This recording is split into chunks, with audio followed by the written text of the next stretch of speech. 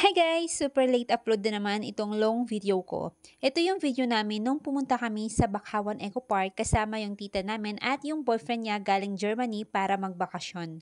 Kasama rin po namin yung iba kong pinsan at yung asawa ko. Bago nga po kayo pumasok ay magbabayad po kayo ng environmental fee. Kapag isa ka pong akla nun ay 60 pesos at kung estudyante or senior citizen ka naman po ay 40 pesos lang din ang babayaran. Pero mahal ng konti pag hindi po kayo isang akla nun or isa po kayong turista. 120 pesos naman at kung senior naman po kayo ay 60 pesos. Nakailang beses na nga rin po silang magbakasyon dito pero hindi pa po kasi napupuntahan ni Uncle yung Bakawan. Siya din po kasi ang naghahanap ng mga place or tourist spot na hindi pa niya napupuntahan dito. Buti na lang talaga at nakisama ang panahon dahil maulan po yung time na yan. Pero nung pumunta kami dito ay walang ulan at syempre hindi mainit kaya kahit maglakad-lakad ka ng malayo ay okay lang.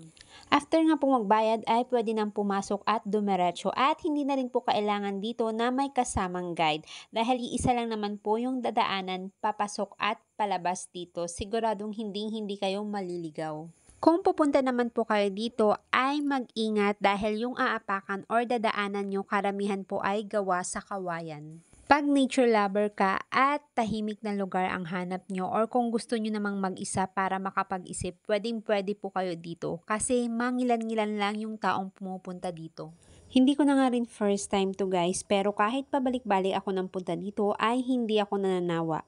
Yung ganitong view na puros green, na puros bakawan, yung tunog ng ibon, yung sipol ng hangin, yung tahimik na lugar, at kahit ang haba ng lakaran, eto pa rin yung babalik-balikan mo dito. Napakalawak ng lugar na to na puros bakawan. Meron din namang upuan kung sakaling mapagod na at gustong magpahinga. Kung gusto nyo mang gumamit ng CR ay meron din po bago dumating sa dulo. Hindi ko nga alam kung anong iniisip ng asawa ko at siya talaga yung nahuhuli sa amin. Mukhang feel na feel niya talaga yung view na dinadaanan namin. Ito yung sinasabi kong CR. Kung naiihi or tinatawag kayo ng kalikasan ay hindi problema dahil meron sila dito. Magmula nga po dito ay hindi pa po tapos ang lakaran at mahaba-haba pa ulit. Pero hindi naman po kayo maboboard dahil ang ganda nga naman ng view kahit puro bakawan lang po yung nakikita nyo dito. Talagang mini-maintain at iniingatan yung mga bakawan na yan guys. Sa pagkakaalam ko halos meron na pong 250 hektaryang bakawan ang meron dito. Hindi na nga po ako nakapag-video ng maayos dito sa dulo dahil sobrang lakas po ng hangin kasi yung dulo po nito ay dagat.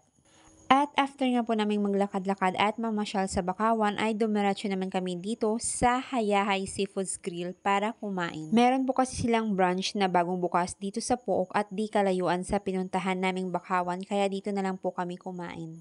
Mas pinili nga po namin kumain sa taas dahil mas maganda at mahangin at kitang-kita yung view. At pinapili na nga po kami ng gusto naming food. Ito kasi yung tita ko na talagang hindi ka titipirin. Kung anong gusto mo, go lang. Lalo na pagdating sa pagkain. Kaya lagi kaming busog pag siya yung kasama namin guys. Thank you for watching guys. Don't forget to like, share, and subscribe. Bye!